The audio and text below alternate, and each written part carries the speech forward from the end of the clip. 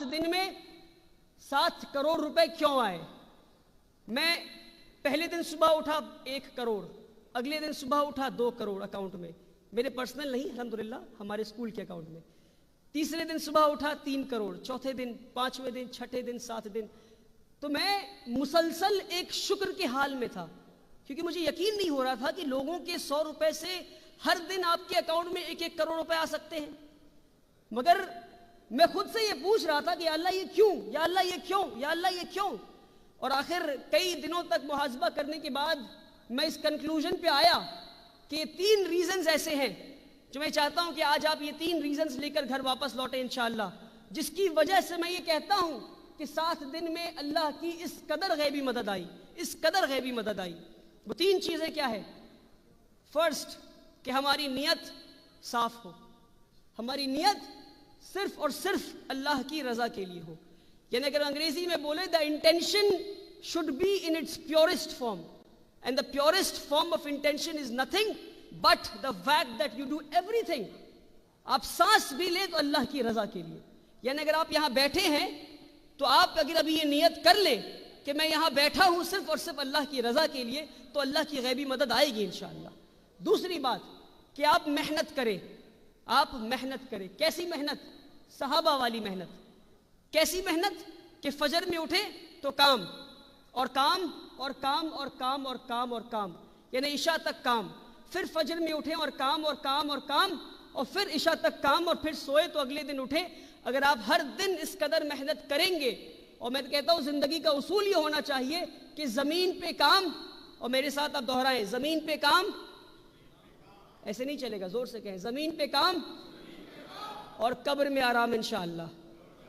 یہ زمین آرام کے لیے نہیں ہے، ہم آرام کریں گے انشاءاللہ، مگر آرام کی جگہ قبر ہے انشاءاللہ۔ اگر ہم اس قدر کام کریں گے اور کریں گے اور کریں گے تو اللہ کی غیبی مدد آئے گی انشاءاللہ۔ اور تیسری اور آخری چیز، نیت، محنت، اور تیسری اور آخری چیز میں کہتا ہوں وہ ہے قربانی۔ اس کے بنا کوئی بھی کام، کوئی بھی انسان، کوئی بھی ادارہ، کوئی بھی مشن، کوئی بھی کاز بڑا نہیں ہو سکتا۔ You cannot reach the pinnacle of greatness اگر آپ قربانی دینے کے لیے تیار نہیں ہیں۔ اور اللہ سبحانہ و تعالیٰ آپ کو زندگی میں کئی سارے موقع دیں گے جہاں آپ قربانی دے سکتے ہیں، اور ہم سمجھیں کہ آج اس وقت میں ہم کس چیز کی قربانی دے سکتے ہیں، کن کن چیزوں کی قربانی دے سکتے ہیں۔ تو آپ مال کی قربانی، جان کی قربانی، اور ایسے کئی ساری چیزوں کی قربانی دے سکتے ہیں۔ اگر ہم دینے کے لیے تیار ہیں تو پھر حق ہے ہمیں کہ اپنے قوم کے لیے اچھے مستقبل کا خواب دیکھیں۔ اگر قربانی دینے کے لیے تیار نہیں تو پھر وہ خواب دیکھنے کا بھی حق ہمیں نہیں ہے۔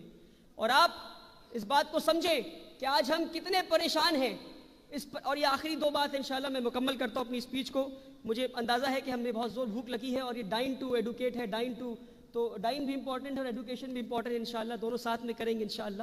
آخری 2 بات انشاءاللہ آپ سنیں گے یا میں جزاک اللہ خیر کہہ کے ختم کروں اسپیچ کو؟ چلیے ماشاءاللہ، بہت خوب، بہت خوب، ماشاءاللہ۔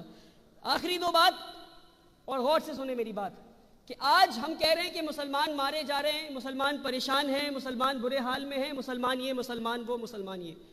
ایک واقعہ آپ کو حضرت عمر رضی اللہ تعالیٰ عنہ کی زندگی سے بتاتا ہوں، جس واقعے سے ہم خود سمجھ جائیں گے کہ آج ہم اس برے حال میں کیوں ہیں۔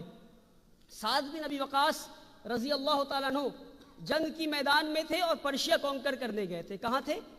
جنگ کی میدان میں تھے اور پرشیا کانکر کرنے گئے تھے۔ اور خلیفہ کون؟ عمر رضی اللہ تعالیٰ عنہ۔ خلیفہ اپنے کمانڈر ان چیف کو جنگ کی میدان میں خط بھیجتے ہیں۔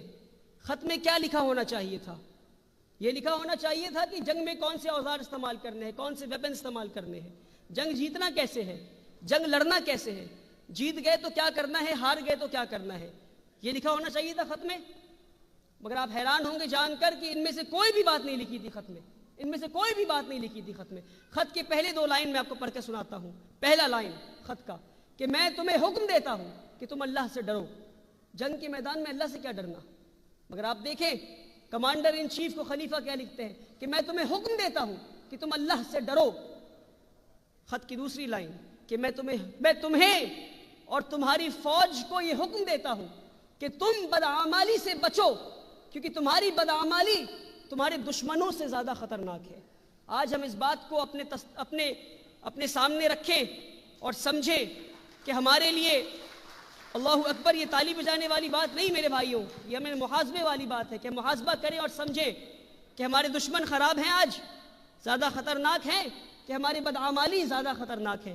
تو اللہ تعالی ہمیں بدعمالی سے بچائے تاکہ ہم اس مصیبت والے گھڑی سے انشاءاللہ نکل سکیں۔ اور آخری بات کہ ہم سب اپنے قوم کے لیے اپنے قوم کے مستقبل اور اپنے مسلمان بھائیوں کے لیے ایک محل بنانا چاہتے ہیں۔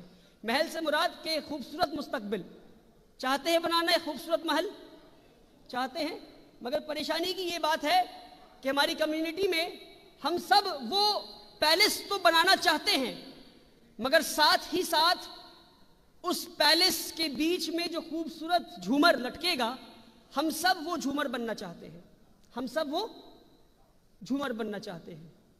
جب پیلس نہیں بن پایا، جب محل نہیں بن پایا تو وہ جھومر لٹکائیں گے کیسے، وہ جھومر بنیں گے کیسے؟ آج ضرورت ہے کہ ہم وہ پلرز بنیں، ہم وہ کھمبے بنیں جو زمین کے نیچے دھس جائیں، نہ ہمارا کوئی ذکر کرے، نہ ہماری کوئی تعریف کرے، نہ ہمارے بارے میں کوئی لکھے، نہ کوئی واہوائی کرے، نہ تالی بجائے ہمارے لیے۔ ہم اگر یہ پلرز بننے کے لیے تیار ہیں جو زمین کے نیچے دھس جائیں گے اور نہ ہمیں کوئی یاد کرے گا، تو شاید، اور میں یہ کہتا ہوں شاید، ہماری اگلی نسل وہ پلرز بنیں گی جو زمین کے اوپر دکھیں گی، اور شاید ہماری اس کی اگلی نسل وہ دیواریں بنیں گی، اور اس کی اگلی نسل چھت بنے گی، اور اس کی اگلی نسل گنبد بنے گی، اور شاید اس کی اگلی نسل وہ خوبصورت جھومر بنے گی جسے لوگ دیکھ کر کہیں گے واہ ماشاءاللہ کیا بات ہے۔ مگر شرط یہ ہے کہ ہم وہ پلرز بننے کے لیے تیار ہو جائیں جسے نہ کوئی یاد کرے، نہ کوئی کسی کی تعریف کرے، نہ کوئی اس کے شان میں واہوائی کہے۔ اللہ تعالی ہمیں اور آپ کو دکھاوے سے بچائے، اللہ تعالی ہمیں اور آپ کو کام کرنے کا موقع دے۔ اور آپ سے گزارش ہے کہ جس قدر بہار انجمن کام کر رہا ہے اور آپ بہار کے لوگ یہاں جمع ہو کر کام کر رہے ہیں، ماشاءاللہ میں آپ میں سے بہت کم لوگوں کو یہ بات پتہ ہوگا کہ میں بھی خود ایک بہاری ہوں، میں کہوں تو ہم بھی بہاری ہیں الحمدللہ۔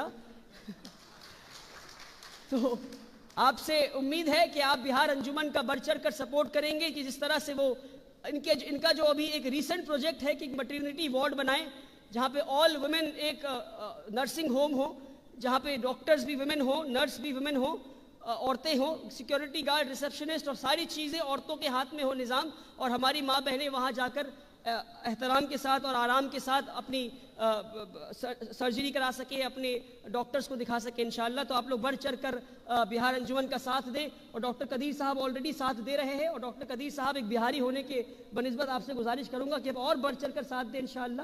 آپ سے امید ہے کہ آپ اور بڑھ چڑھ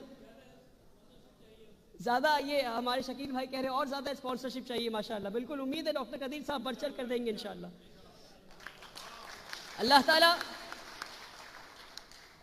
ہمیں اور آپ کو کہنے اور سننے سے زیادہ عمل کرنے کی توفیق دے۔ میری کلام سے کسی کا دل دکھا ہو تو میں امید کرتا ہوں آپ مجھے معاف کریں گے، اور باتیں اچھی لگی ہو تو عمل کریں گے، اور میرے لیے سے ڈھیر ساری دعائیں کریں گے انشاءاللہ۔ جزاکم اللہ خیرا۔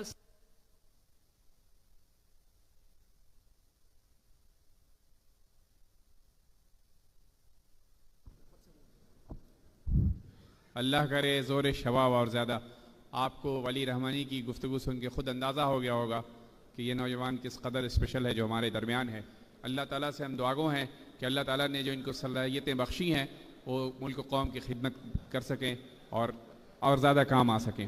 اب میں آخر میں خواہش کروں گا مولانا موتی الرحمان صاحب کو، جو توحید ایجوکیشنل ٹرسٹ کشن گنج بہار کے